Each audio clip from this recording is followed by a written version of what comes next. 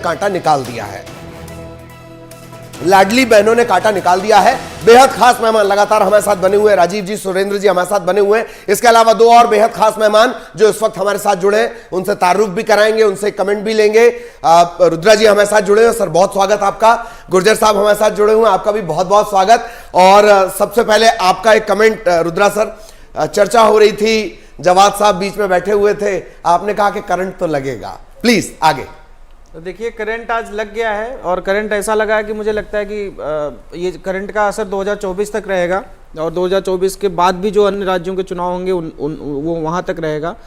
तो हालांकि वो आज है नहीं, वो होते तो मुझे समझ में आता कि ईवीएम का रोना कब से शुरू किया जाएगा। मतलब अब समय मुझे ख्याल से मुहूर्त होने वाला है थोड़ी देर में, 15-20 मिनट में मुहूर्त शुरू हो जाएगा ईवीएम का रोना वाला। तो अभी मेरे ख्याल से अभी इंतजार कर रहे हैं, शायद वो छत्तीसगढ़ में कुछ इंतजार कर रहे हैं। और छत्तीसगढ़ में मुझे भी लगता है कि थोड़ा सा हमको इंतजार करने की ज़रूरत है, क्योंकि छत्तीसगढ़ का मामला, मैं उस दिन भी बता रहा था कि छत्तीसगढ़ का मामला थोड़ा सा 12 बजे तक स्थितियां लगता है क्लियर होंगी, क्योंकि वहाँ पे दोनों पार्टियां अच्छी तरीके से लड़ी। दोनों पार्टियों का एक प्रभाव था वहाँ पे, जो लोकल कांग्रेस की लीडरशिप थी वो अच्छी प्रभावशाली थी।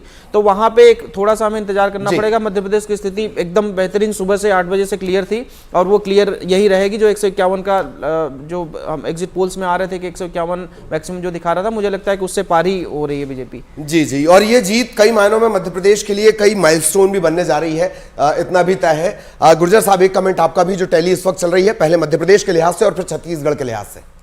जी देखिए, मध्य प्रदेश में जिस प्रकार का माहौल बनाया गया कि ज्योतिरादित्य सिंधिया कुछ काम का नहीं है, अब हम जीत लेंगे, कांग्रेस पार्टी ने जिस प्रकार का एक एनवायरनमेंट बनाया, मुझे लगता है कि केंद्रीय नेतृत्व ने समय पर भांप लिया था कि कब क्या करना है और मध्य प्रदेश के अंदर उसका सही और बखूबी प्रयोग किया। जितने भी नेता जो मुख्यमंत्री के नाम पर अपने आप को स्थापित करने का प्रयास कर रहे थे, भारतीय जनता पार्टी के केंद्रीय नेतृत्व ने कहा जाओ चुनाव लड़ो और जीत कर आओ, फिर देखेंगे चुनाव के बाद। मुझे लगता है कि योजनाओं का जो प्रभाव रहा और योजनाओं में सटीक मार्जिनलाइज ग्रुप को जिस प्रकार शिवराज सिंह चौहान जी ने छुआ, जो मामा की छवि उन्होंने बनाई, मुझे लगता है वह जो प्रभाव है वह प्रभाव उनको दोबारा से भारी बहुमत से सत्ता पर ला रहा है और ये हम यहाँ पर स्क्रीन पर देख। हालांकि बाद में मामा को पीछे करना पड़ा, स्क्रीन से वो नजर नहीं आए। अगर वो पोस्टर बॉय होते तो क्या और बेहतर स्थिति होती? ये सवाल मैंने सुबह भी पूछा है। जी प्लीज गुर्जर साहब। देखिए, मामा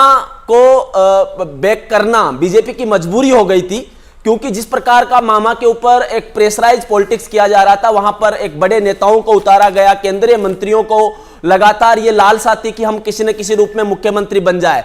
तो भारतीय जनता पार्टी की स्ट्रेटजी होती है और ये अमित शाह और जेपी नड्डा जी की रणनीति होती है कि आप सभी को बोलो कि आप चुनाव लड़ो, चुनाव जितवाओ, उसके बाद हम तय करेंगे। तो मामा को कहीं ना कहीं संकेत था। और याद करिए कि ज्योतिरादित्य सिंधिया को भी मामा बीच बीच में साध चुके थे। तो कहीं ना कहीं ज्योतिरादित्य सिंधिया के स्पीच को आप सुनोगे, उस स्पीच में आप देखेंगे वो बार बार कह रहे हैं पावर गेम का टेस्ट हुआ है कहीं ना कहीं सिंधिया का, यहाँ पर मान सकते हैं हम, क्योंकि ऐसा हो रहा था, लग रहा था कि शायद इतना भरोसा बीजेपी नहीं जता पाएगी, इसलिए दिग्गज को, मंत्री को, नरेंद्र सिंह तोमर को मैदान में उतार दिया कि नहीं, बैलेंस करने के लिए कोई होना चाहिए। देखिए, ये बहुत बड़ी बात है। ज्योतिरादित्य सिंधिया भाजपा में आ गए और भाजपा में आके स्टेब्लिश हो भी गए।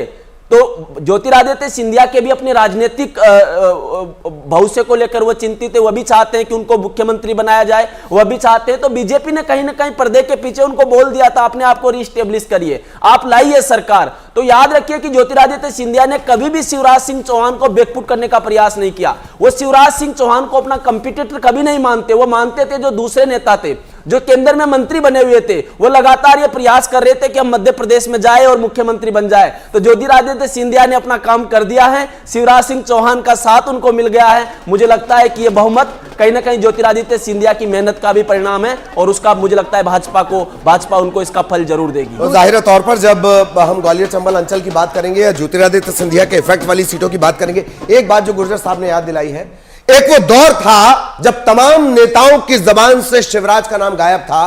तब भी याद करिए, हर भाषण में, हर स्पीच में ज्योतिरादित्य सिंधिया शिवराज का जिक्र जरूर करते थे। इस बात को भी हमें ध्यान रखना होगा और आगे जब एनालिसिस के दौर में हम पहुंचेंगे तब इसकी एक मिसाल दी जाएगी। राजीव जी, अभी जब रुद्रा सर बोल रहे थे तो आपकी मुस्कुराहट एकदम बढ़ गई। छत्तीसगढ़ से कुछ इनपुट मिला है क्या? जी बिल्कुल स्पष्ट बहुमत की ओर है ललित जी, और कार्यकर्ताओं ने जो आपके स्क्रीन में देखा वाकई में अथक मेहनत किया, चना मुर्रा खाकर दिन रात वो अपने बुत पर जीते रहे, डटे रहे। लेकिन और ओपी माथुर जी ने एक हमें मूल मंत्र दिया, मेहनत के लिए डंडा दिल्ली से क्यों आना पड़ा? देखिए हमारा परिवार है, भारतीय जनता पार्टी हमारा परिवार है। हम बूथ से लेकर नगर इकाई, मंडल इकाई, शक्ति केंद्र दिल्ली, भाई ये तो हमारा परिवार, हमारी संरचना है, ये हमारा पिरामिड है। आप लोग बार बार कहते हैं दिल्ली, रायपुर, भोपाल, ये कोई बात नहीं, ये हमारी पिरामिड है। आप बोलेंगे, आप वो ये एग्जांपल लेके आते हैं। एक मिनट मुझे लीजिएगा। देखिए जो ये कैडर की बात कर रहे हैं, कांग्रेस का पूरे देश में कहीं भी, मध्य प्रदेश, छत्तीसगढ़, उत्तर प्रदेश, कहीं भी उठा के देख लीजिए, कहीं कोई कैडर नहीं है, कहीं कोई इनके इकाई नहीं है, कुछ भी नहीं है कहीं। ये तो बेतुकी बातें हैं। हाँ, भूपेश बघेल को मैं बहुत इसका दूंगा श्रेय कि जितनी भी सीटें आएंगी वो भूपेश बघेल की वजह से आएंगी। भूपेश बघेल ने जो योजनाएं चलाई, भूपेश बघेल ने जो 5 साल का इतने सारी विषम परिस्थितियों के बावजूद भी वहाँ पे प्रशासन चलाया, वो उनको मैं क्रेडिट दूंगा। लेकिन कांग्रेस के सबसे बड़ा ड्रॉबैक ही यही कि उनका जो इकाई है, जो नगरों की इकाई है, बूथ की इकाई, कहीं भी कोई इकाई नहीं। आप उस दिन जिस दिन चुनाव चल रहे थे उस दिन भी आप अगर फोटोज आ रही थी कई सारे बूथ की, कि बूथ पे कोई कार्यकर्ता नहीं है, बूथ पे कोई आदमी नहीं है। तो ये इनकी सबसे बड़ी कमजोरी रही है। और कांग्रेस जहां भी जीतती है वो सिर्फ वहां पे बीजेपी से या अन्य पार्टी से ऐसा समझ लिया जाए, भूपेश कांग्रेस या टीएस सिंहदेव कांग्रेस, दिग्विजय कांग्रेस, कमलनाथ कांग्रेस।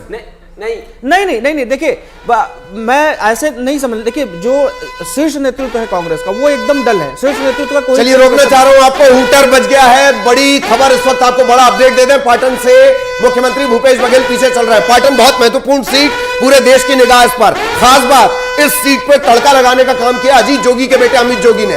पाटन में तकरीबन 20,000 जो वोट हैं वो सतनामी समाज के आते हैं। जोगी परिवार का ये पारंपरिक वोट है। हालांकि अपने पारंपरिक वोट को जोगी परिवार खो चुका है, लेकिन पाटन में मुकाबला इसलिए त्रिकोणीय, पाटन में सीएम भूपेश बघेल को एक बार हराने वाले विजय बघेल भी हैं।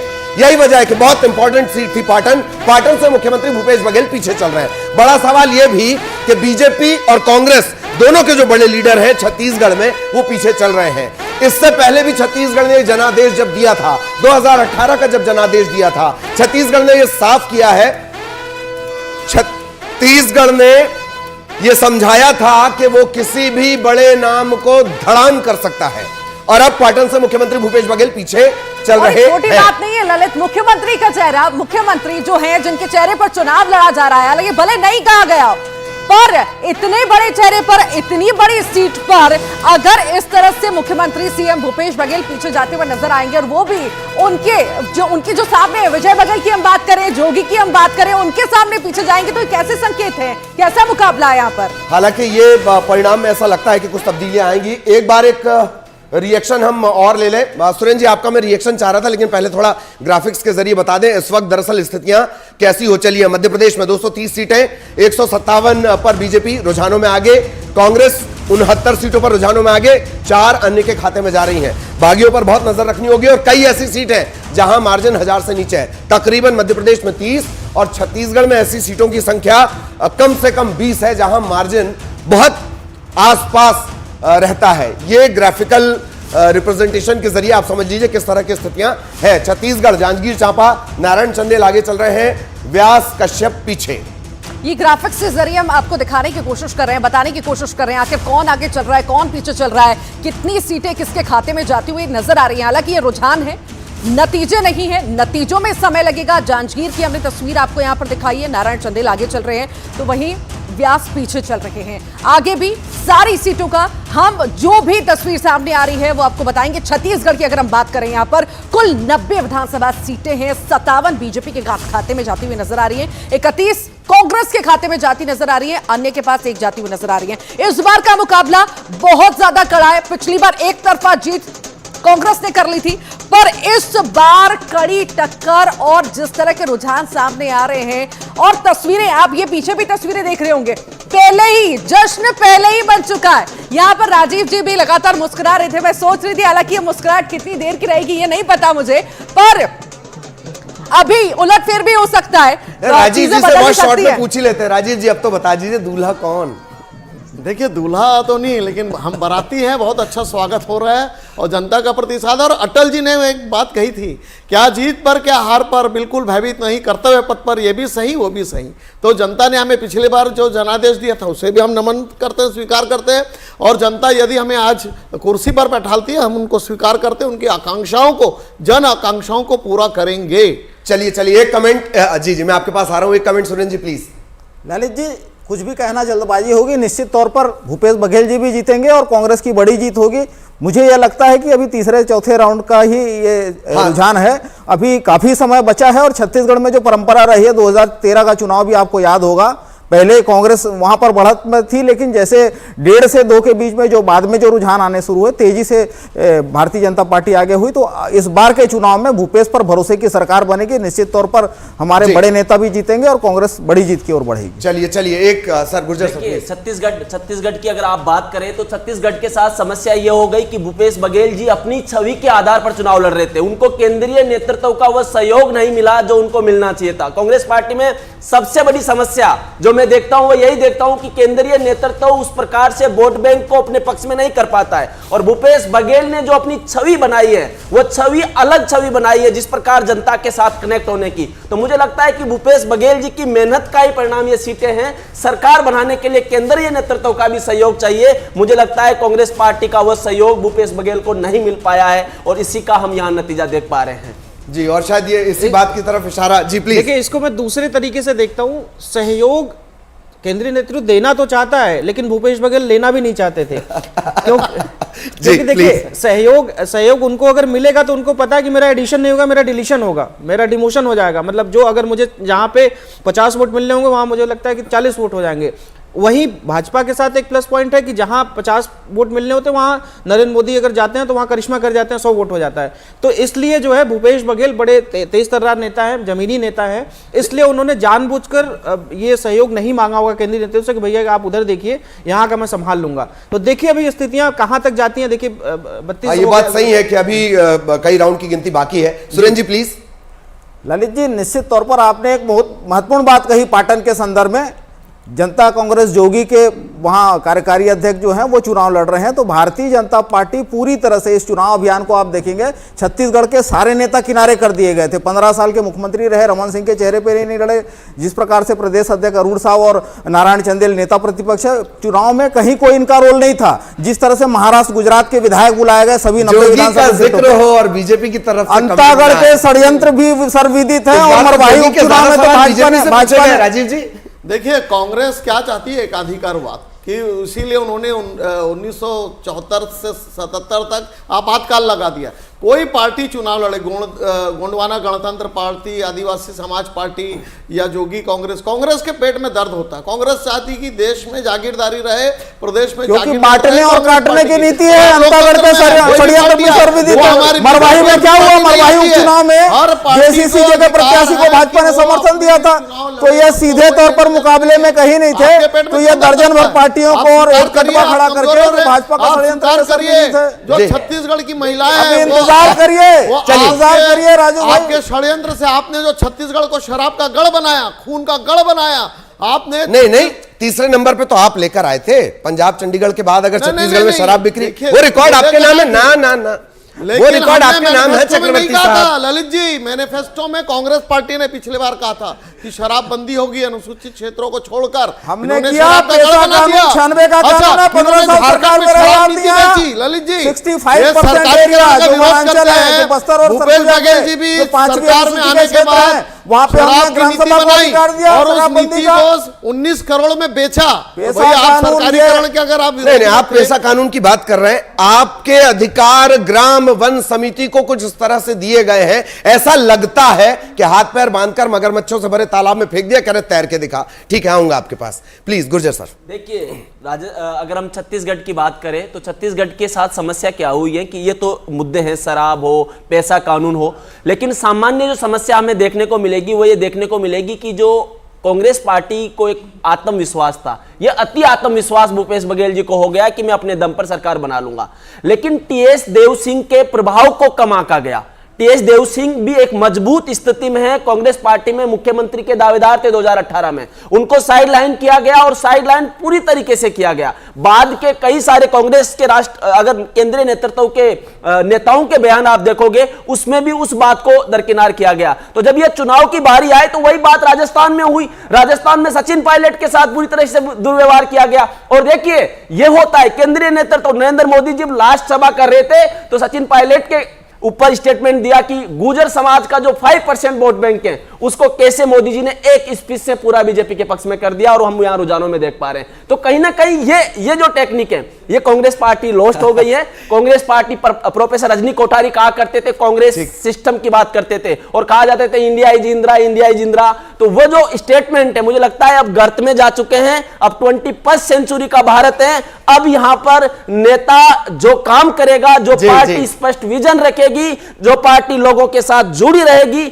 वह सरकार बनाएगी। मुझे लग रहा है ये हम देख पा रहे हैं। ऐसा लग रहा है। हाँ, पायलट साहब से जो सहानुभूति जताई गई, वाकई कांग्रेस की तरफ से क्या इतनी सहानुभूति आई नहीं आई। फिर वापस चर्चा को मैं छत्तीसगढ़ पे शिफ्ट करना चाह रहा हूं। सुरेंद्र जी, क्या लग रहा है कि रामपुकार जो है वो 8वीं बार, मेरा ख्याल लंबे विधायक है वो, तो 8वीं बार वो जा पाएंगे विधानसभा? सबसे वरिष्ठ विधायक है और निश्चित तौर पर उनकी जीत होगी। वहां पर उनकी लोकप्रियता है, बड़ा लंबा इतिहास रहा है, राजनीतिक तौर पर उनका जुड़ाव है, तो निश्चित तौर पर वो भी जीतेंगे। मैंने पहले भी कहा कि थोड़ा सा हमें इंतजार करना चाहिए, शुरुआती रुझान है, जो परिणाम आएंगे वो कांग्रेस के पक्ष में आएंगे। रामपुकार सिंह जी भी जीतेंगे। ठीक ठीक। एक बात और कि अमरजीत भगत, बार बार ये कहा गया, वो ये कहते थे कि नहीं एक साजिश थी, उन्हें भगा दिया गया, विरोधी दलों की साजिश थी। पर अगर यही स्थितियां रहती हैं, अमरजीत भगत अभी पीछे चल रहे हैं, यही स्थितियां रहती हैं, तो क्या आप ये मानेंगे कि हाँ भगत को लेकर नाराजगी थी? पारंपरिक सीट है उनकी सीतापुर। अभी किसी नतीजे पर पहुंचना मैं समझता हूं ललित जी जल्दबाजी होगी। जीतेंगे। अमरजीत भगत जी भी जननेता है, पहले भी 2 बार विधायक रहे हैं, तीसरी बार भी लड़ रहे हैं, तो उनकी क्षेत्र में स्वीकार्यता है और कहीं कोई समस्या नहीं है, वो भी जीत के आएंगे। कवासी लखमा की बात करें, ये कभी नहीं हारे, 5 बार के विधायक हैं, 98 से लगातार जीतते रहे हैं, उद्योग मंत्री हैं और पीछे चल रहे हैं अभी तो। जीतेंगे। अभी मैंने पहले भी कहा कि ये शुरुआती रुझान है, जब परिणाम आएंगे तो लखमा जी भी जीतेंगे, अमरजीत भगत जी भी जीतेंगे। जी जी, सारे सवाल दरअसल सुरेंद्र जी की तरफ एकदम शिफ्ट हो गए, क्योंकि ऊपर जो टैली है वो दरअसल बीजेपी की तरफ शिफ्ट होती नजर आ रही है। एक बार फिर साफ कर दें, छत्तीसगढ़ में जो काउंटिंग हो रही है, जिस तरह से काउंटिंग हो रही है, अलग अलग राउंड अभी होने बाकी है, आपको ये साफ कर दें, हम ये रुझानों के हिसाब से चर्चा कर रहे हैं, और अगर इसमें कोई तब्दीली आती है तो फिर उस तरह के सवाल हमारे गेस्ट से पूछे जाएंगे। सुरेंद्र जी, एक बात और, अक्सर आते हैं कवासी लखमा, हर वो उस मुद्दे पर बोलते हैं जो उनसे जुड़ा हो, ना जुड़ा हो, आबकारी से जुड़ा हो, बस्तर से जुड़ा हो, ना जुड़ा हो। इस बार पूरी कैंपेनिंग के दौरान दादी का नो कमेंट्स नहीं सुनाई दिया। सुरेंद्र जी, के बीच रहते हैं और उनका जो स्पष्टवादिता है वो उनकी खासियत है। वो कभी भी लाग लपेट में नहीं रहते, स्पष्ट बोलते हैं और जनता के बीच रहते हैं। इसी कारण से 98 से लगातार जीते आए हैं, 5 बार जीते हैं, 6वीं बार भी वो निश्चित तौर पर जीतेंगे। आप बोले और राजीव जी हाथ ना उठाएं। राजीव जी प्लीज। देखिए, जो कांग्रेस के दिग्गज थे, जो बड़े बोल थे इनके, यही कवासी लखमा जी, मैं बहुत इज्जत करता हूं, लेकिन उन्होंने भरी सभा में कहा हमारी सरकार है, कलेक्टर का कॉलर पकड़ो, भाजपा कार्यकर्ताओं के हाथ काट दो, वक्त पड़े तो हम आपको बचाएंगे। ये जो बदजुबानी है, ये कांग्रेस का जो घमंड है कि हमारी सरकार, हमारा गांधी परिवार की विरासत, सियासत, रियासत, ये जो रियासत की जो बात करती है कांग्रेस बार बार, सियासत में रियासत, आपकी रियासत नहीं है भारत, आपकी रियासत नहीं है छत्तीसगढ़। छत्तीसगढ़ीवाद की नाम कर जो दूसरे प्रदेश के आए हुए लोग जो 5 दशकों से यहाँ रहा, उन्हें नीचा दिखाया जाता था कि यहाँ यानी एक परिवार नीचा दिखाना। सलीके की आप बात करें तो मध्य प्रदेश का भी एक बार रुख कर लेते हैं। रुद्र जी, मेरा सवाल यहाँ पर यह है कि जिस तरह से कमलनाथ जी ने बयानबाजी लगातार की थी, अफसरों को धमकाया था, कहा था सत्ता में आने के बाद छोड़ूंगा नहीं, बड़ी बड़ी चुनौतियां दी थी, क्या वो भारी पड़ी है? इसी वजह से चक्की नहीं चल पाई उनकी? देखिए, बिल्कुल आपने बिल्कुल एकदम सटीक बात कही। एक लाइन में आपने पूरे मध्य प्रदेश के चुनाव का विश्लेषण कर दिया कि अति आत्मविश्वास जो कमलनाथ जी का था, वो जो बाई इलेक्शन हुए थे, वो बाई इलेक्शन में भी वो इसी अति आत्मविश्वास की वजह से हारे। अति आत्मविश्वास जो मध्य प्रदेश में अभी चुनाव हुए उसकी उनका पूरा उनका एक सिस्टम है। उनके 1-2 लोग हैं जो फर्जी सर्वे करके लाते हैं, बताते हैं कि ये देखिए जी हम 150 से ऊपर जा रहे हैं, और उसी सर्वे के आधार पर वो सारी नीतियां बना लेते हैं। उन्होंने सबको पूरा, कमलनाथ जी ने पिछले बाई इलेक्शन में भी अपनी चलाई, पिछले चुनाव में भी चलाई, इस चुनाव में भी इन्होंने अपने तरीके से। और मैं हमेशा देखिए कमलनाथ जी को एक बात कहता हूं कि वो बिजनेसमैन हैं, बहुत अच्छे बिजनेसमैन होंगे, अच्छे पैसे वाले, अच्छे घराने में आते हैं वो देश के, लेकिन उनको राजनीति से मुझे लगता है कि अब संन्यास ले लेना चाहिए। अंतिम चुनाव कह के उनको संन्यास, कम से कम कांग्रेस पार्टी जहां पे 20 साल से बनवास झेल रही है, कम से कम शायद अगले 5 सालों बाद कुछ उनको आशा की किरण दिखे। एक मेरा सवाल यहाँ पर वर्मा जी से है। यहाँ पर सवाल ये भी उठता है, जैसा कि जिक्र कर रहे थे कि संन्यास ले लेना चाहिए, कुछ नेताओं की बात कर रहे थे, यहाँ पर ये कि कमलनाथ जी की उम्र बढ़ती जा रही है और शायद ये जो मौका है शायद आखिरी हम माने, अगर इसमें जीत नहीं मिली तो फिर तो बाहर टाटा बाय बाय हो जाएगा। ऋतु जी, मैं समझता हूं कि राजनीति में आखिरी ऐसा कुछ नहीं होता, अभी रुझान भी शुरुआती है, परिणाम आने में समय है। निश्चित तौर पर उम्मीद है कांग्रेस को जनता पर, और जिस प्रकार से पहले भी उन्होंने जो पिछले कार्यकाल में उन्होंने जब सरकार बना के काम किया था, 5 साल का इंतजार करना पड़ेगा वर्मा जी, फिर तो 5 साल का इंतजार। अभी फिलहाल तो हमको नतीजे का इंतजार करना चाहिए, ये रुझान है और परिणाम जो है वो कांग्रेस के पक्ष में आएंगे। मैं इसे थोड़ा सा और फर्निश करके गुजर सर आपके पास आना चाह रहा हूं। मध्य प्रदेश में आगाज है, अंजाम मैं ये कहूंगा अभी तो ये आगाज है, अंजाम तो भारतीय जनता पार्टी का कमल फूल ही है। राजस्थान, छत्तीसगढ़, मध्य प्रदेश तो साफ दिख चुका है, अश्वमेध का घोड़ा चल चुका है। बड़े चेहरे थोड़े पिछड़ रहे हैं, इसको लेकर भी चर्चा करेंगे, कई राउंड की गिनती अभी बाकी है। गुजर सर, मैं आपके पास आना चाह रहा हूं, क्या मध्य प्रदेश में एक और गुजरात नजर आता है? इसके साथ जो सवाल अभी ऋतु कर रही थी, हूटर इस वक्त बज रहा है। बड़ी खबर जी ललित, ये बड़े अपडेट आपको दे दे। खातेगांव से दीपक जोशी, पूर्व मुख्यमंत्री के बेटे, वो पीछे चल रहे हैं। भिंड से चौधरी राकेश सिंह, बड़ा उलटफेर इन्होंने किया था। नरेला से मंत्री विश्वास सारंग लगातार हर मुद्दे पर मुखर रहते हैं, वो पीछे चल रहे हैं। दतिया से गृह मंत्री डॉक्टर नरोत्तम मिश्रा, वो पीछे चल रहे हैं। ये बड़े अपडेट। बालाघाट से मंत्री गौरीशंकर बिसेन पीछे चल रहे हैं। बड़े अपडेट इस वक्त, ये बड़े चेहरे। ललित मेरा यहाँ पर एक सवाल है, फिर आप भी पूछिएगा। राजीव जी, आपसे मेरा ये सवाल है, आप लगातार दावा तो चलिए जीत का कर ही रहे हैं और तमाम बातें भी कह रहे हैं, यहाँ पर जिस तरह से इतने दिग्गज या मंत्रियों की बात करें पीछे चल रहे हैं, तो क्या ये माने जो बड़े दिग्गजों को केंद्र से लाया गया उसका प्रभाव दिख रहा है? ये वो तो जीत की तरफ जा रहे हैं पर ये जाते हुए नजर नहीं आ रहा था पिछले 3-4 दिनों से कि भारतीय जनता पार्टी की स्पष्ट बढ़त एग्जिट पोल के रुझान में ही छिपा हुआ है और वो आज सत्य साबित हुआ। और मैं कहता भी था कि अंधेरा छटेगा, सूरज निकलेगा और कमल खिलेगा। तो कमल खिल चुका है छत्तीसगढ़ में और मध्य प्रदेश में और राजस्थान में। तीनों राज्यों में भारतीय जनता पार्टी के स्पष्ट बहुमत से सरकार का रुझान दिख रहा है। अभी भी मैं रुझान ही बोलूंगा, क्योंकि 4-5 राउंड के चुनाव होने के बाद मैं ये नहीं कहूंगा कि भारतीय जनता पार्टी की सरकार बन गई है। सरकार बनने के रास्ते पे हम चल रहे हैं और स्पष्ट रुझान दिख रहा है कि भारतीय जनता पार्टी आगे है छत्तीसगढ़ में, भारतीय जनता पार्टी आगे है मध्य प्रदेश में, भारतीय जनता पार्टी आगे है राजस्थान में और तीनों जगह स्पष्ट बहुमत के साथ सरकार बनेगी। और निश्चित रूप से आज के तारीख में बड़ी बड़ी बात करने वाले, ठीक है नतीजा क्या निकलेगा, पर भूपेश जी का नतीजा दिख रहा है कि 2 राउंड में पीछे चल रहे हैं। इसका मतलब यह है कि जनता ने उनके सारे मंत्रियों को नकारा है, पूरी सरकार को रिजेक्ट किया है और भारतीय जनता पार्टी को पूरा का पूरा आशीर्वाद और समर्थन दिया है। सर, शुरुआती बढ़त आखिर क्या माने कि बीजेपी को जनता क्यों चुन रही है?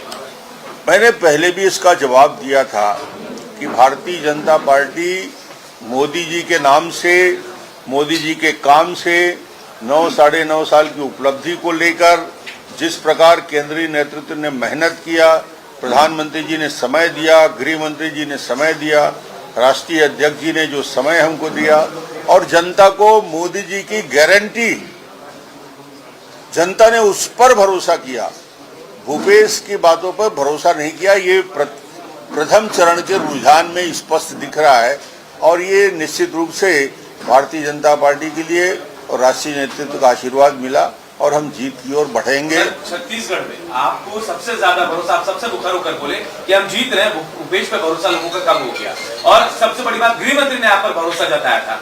आपको अंडर करंट पता था सर कैसा हो रहा है? अंडर करंट दिख रहा था और इतना बड़ा अंडर करंट होगा इसका एहसास सामान्यतः लोगों को नहीं हो पा रहा था, मगर मैं इस बात को लगातार रिपीट कर रहा था। मेरी बात को लोग भरोसा कितना करते हैं मैं नहीं जानता, मगर मैं मीडिया के माध्यम से रोज बोल रहा था, एक ही बात को रिपीट पर रिपीट कर रहा था कि जबरदस्त अंडर करंट है और भूपेश को छत्तीसगढ़ की जनता रिजेक्ट कर चुकी है, उसके चेहरे को हराना चाहती है। सर, आप बैकफुट पे थे एकदम से, क्योंकि आपको क्या लगता है क्या गेम चेंजर रहा जो आप अचानक से जो बिल्कुल बैकफुट पे था अचानक से लीड करते हुए नजर आ रहे हैं? तो ऐसी कौन सी गेम चेंजर पॉलिसीज थी, कौन किस तरह से इसको मोबिलाइज किया आपने पूरे कैडर को? नहीं, लीड डॉक्टर रमन ने नहीं किया, लीड पूरे सामूहिक नेतृत्व में हमने किया। मैं भी मेहनत किया, मेरी पूरे हम सब ने किया और राष्ट्रीय नेतृत्व ने इतना समय दिया।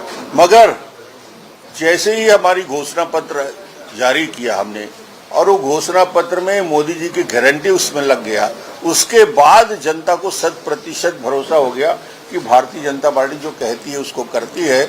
और मोदी जी की बात पे और 15 साल, फिर मैं रिपीट करूंगा, 15 साल जो डेवलपमेंट के काम हमने किया था विकास के, उस काम को भी मुहर लगाया। क्या आपको लगता है कि जो करप्शन था, जो भूपेश बघेल ने जो किया था लगातार एक के बाद एक करप्शन की जो चीजें सामने निकल कर के आ रही थी, उसने भी बड़ा इंपॉर्टेंट रोल प्ले किया? बहुत बड़ा मुद्दा था भूपेश बघेल के करप्शन और लगातार वो शराब की घोटाला हो, कोयला का घोटाला हो, महादेव ऐप का मामला हो, पीएससी में भर्ती में यूको के साथ छल किया गया वो घोटाला हो, महिलाओं के साथ जो इस प्रकार से वादा खिलाफी किया गया वो बातें हैं। इन बातों को लेकर लोग भूपेश के चेहरा को बदलना चाहते थे। एक बात ये सामने आ रही थी कि बीजेपी जो है शहरों में अच्छा करेगी, लेकिन गांव में क्योंकि किसानों तक उनका पेनिट्रेशन इतना अच्छा नहीं है, तो क्या आपको लगता है कि आपकी जो योजनाएं हैं और जो आपकी बातें हैं वो ग्रामीण इलाकों तक भी पहुंच पाई है? पूरी महिलाओं ने और युवकों ने जम के वोट दिया और किसानों ने भी समर्थन दिया। 9 मंत्री पीछे हैं, 9 मंत्री मुख्यमंत्री बनेंगे। ये पार्टी का निर्णय है, पार्टी जिसको भी जवाबदारी देगी। हम लोग एक सामान्य कार्यकर्ता हैं, जब जैसी जो जवाबदारी दी गई उसका पालन किया, आगे जैसे पार्टी का निर्देश होगा और जिसको भी जवाबदारी दी जाएगी सब मिलके उसको छत्तीसगढ़ में एक बेहतर सरकार बनाने का काम आप चौथी बार ये जिम्मेवारी संभालने के लिए तैयार हैं? मैं कहता हूँ ना, पार्टी मुझे हमेशा, मैंने कभी मांगा नहीं है। पार्टी जब जब जो जो जवाबदारी दी है उसका क्रियान्वयन मैं करता रहा हूँ। आगे बड़ी खबर से भी छूटर बच रहा है। राव से जीतू पटवारी पीछे चल रहे हैं, 15,000 वोटों से पीछे चल रहे हैं जीतू पटवारी, युवा चेहरा जिस पर भरोसा राव की जनता जताती है और कांग्रेस भी दम भरती है। कहीं ना कहीं मुखर रहते हैं अपनी बातों को लेकर के, हमेशा जनता के बीच में रहते हैं, आए दिन अपने बयानों से सुर्खियों में भी बने रहते हैं। जीतू पटवारी इस वक्त पीछे चल रहे हैं राव से। ये बड़ी खबर, बड़ा अपडेट आपको हम दे रहे हैं। पूर्व मंत्री भी रह चुके हैं जीतू पटवारी, 15,000 वोटों से पीछे चल रहे हैं। इंदौर की सभी सीटों पर बीजेपी अब तक आगे चल रही है और इंदौर की सभी सीटों से बीजेपी का आगे चलना कहीं ना कहीं कॉन्फिडेंस भर रहा होगा कैलाश विजयवर्गीय साहब में। राव से जीतू पटवारी पीछे चल रहे हैं। तो जीतू पटवारी जी, अगर आप देख पा रहे हैं, सुन पा रहे हैं, अगर आपकी नजर है, आपका वो वीडियो सुरक्षित है कि कांग्रेस 135 लेकर आ रही है। एग्जिट पोल के दिन विस्तार से आपसे चर्चा हुई थी, तमाम सवाल मैंने आपसे किए थे और उसके बाद आपने कहा था वीडियो सुरक्षित रखिएगा। वीडियो पूरी तरह सुरक्षित रखा है। वीडियो वो भी सुरक्षित रखा है जिसमें पंडोकर सरकार ये कहते हैं कि जीतू पटवारी 40,000 वोटों से जीत रहे हैं। भोपाल बीजेपी कार्यालय का रुख करना होगा। शैलेंद्र चौहान हमारे सहयोगी लगातार हमारे साथ बने हुए हैं। शैलेंद्र, क्या कुछ अपडेट? पटाखे काम आए या चलने शुरू हो गए? मिठाइयां बंटनी शुरू हो गई? शैलेंद्र, भाजपा में जश्न शुरू हो गया है। भाजपा में जश्न और यहाँ पर देखिए आप लोग दिखाई दे रहा होगा कार्यकर्ताओं में जोश है। भाजपा प्रदेश अध्यक्ष दिलीप संघवी बाहर आ चुके हैं और यहाँ पर देखिए चारों तरफ आपको ढोल धमाकों का, जश्न का, आतिशबाजी का शोर सुनाई दे रहा होगा। बड़ी संख्या में